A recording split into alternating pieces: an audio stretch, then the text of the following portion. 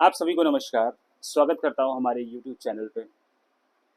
आज इस YouTube channel के माध्यम से आप लोगों के पास मैं कुछ रोचक जानकारियां लेके आया हूं।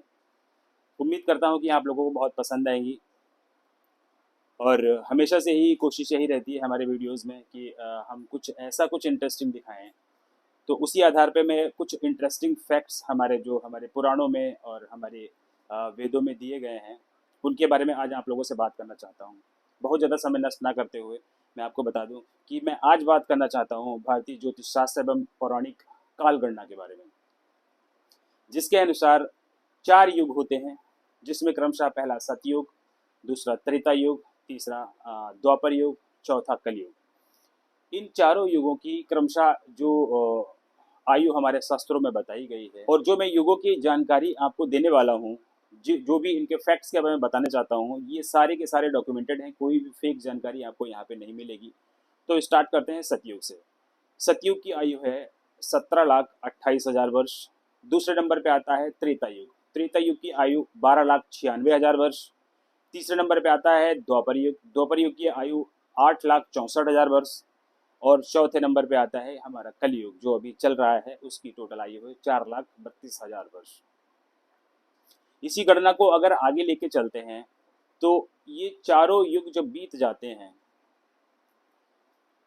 तब एक महायुग होता है। मतलब चारों युग जब व्यतीत हो जाएंगे तो उसको कहा जाएगा एक महायुग। एक महायुग में टोटल अगर देखा जाए तो 43,20,000 वर्ष होते हैं। एक महायुग में 43,20,000 वर्ष होते हैं। और ये एक महायुग जब 1,000 बार व्यतीत हो जाएगा तब उसको कहा जाएगा एक चतुर्युगी। बहुत ध्यान से सुनने वाली ये जानकारियां हैं, और वीडियो अगर अच्छा लगे तो आप प्लीज़ इसको आगे तक पहुंचाएं और अपने पास सेव करके रखें, अपनी जानकारी को इन्हेंस करें, आगे बढ़ाएं।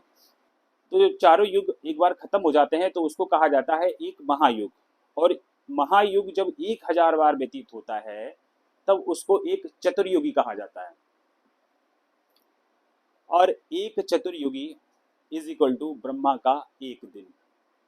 जो हमारे परम पिता श्री ब्रह्मा जी हैं, एक चतुर्युगी ब्रह्मा जी के एक दिन के बराबर होती है।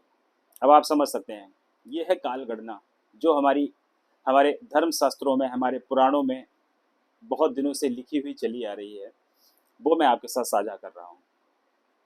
अब अगर हमारे परमपिता ब्रह्मा जी की बात करें तो उनके एक दिन में 14 मनु होते हैं।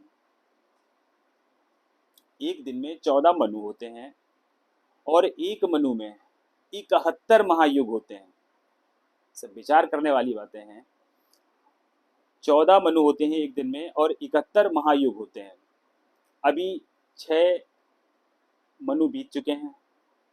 मनु को मानवंतर भी कहा जाता है। 7वां मनु चल रहा है, अभी प्रेजेंट टाइम की बात जो कर रहे हैं। 6 मनु अभी बीत चुके हैं, 7वां मनु चल रहा है। इस मनु का नाम है वैवस्वत। वैवस्वत नाम का मनु चल रहा है। इस मनु में 27 महायुग बीत चुके हैं। 28वां महायुग अभी चल रहा है। इसी 28वें महायुग में सतयुग हो चुका है, त्रेता युग हो चुका है, द्वापर युग हो चुका है और अभी कलयुग चल रहा है। कलयुग के अभी 5,100 मोटा मोटा अगर लेके चलें तो 5,122 वर्ष अभी तक व्यतीत हुए हैं। इस आधार पर अगर देखें तो ब्रह्मा जी की टोटल आयु 100 वर्ष की है। और उनके एक दिन को हम डिफाइन कर चुके हैं कि एक दिन उनका कितना बड़ा होता है। जब ये 100 वर्ष ब्रह्मा जी के पूरे हो जाते हैं तो उसको कहा जाता है कल्प। और जब कल्प कंप्लीट हो जाता है तो महाप्रलय आती है, सृष्टि का विनाश हो जाता है, उसके बाद में नवीन सृष्टि का उदय होता है। ऐसा हमारे शास्त्रों में वर्णन है। इसी से रिलेटेड बहुत सारी जानकारियां हैं, जैसे कि जब ब्रह्मा जी का एक दिन पूरा हो जाता है तब इंद्र का कार्यकाल खत्म हो जाता है। और मनवंतर की बात करें अब तो अभी जो मनवंतर वैवस्वत नाम का है, ये इक्ष्वाकु वंश जिससे कि संबंध भगवान श्री राम का है, उनके पूर्वज हैं इक्ष्वाकु। आप लोगों ने नाम सुना होगा।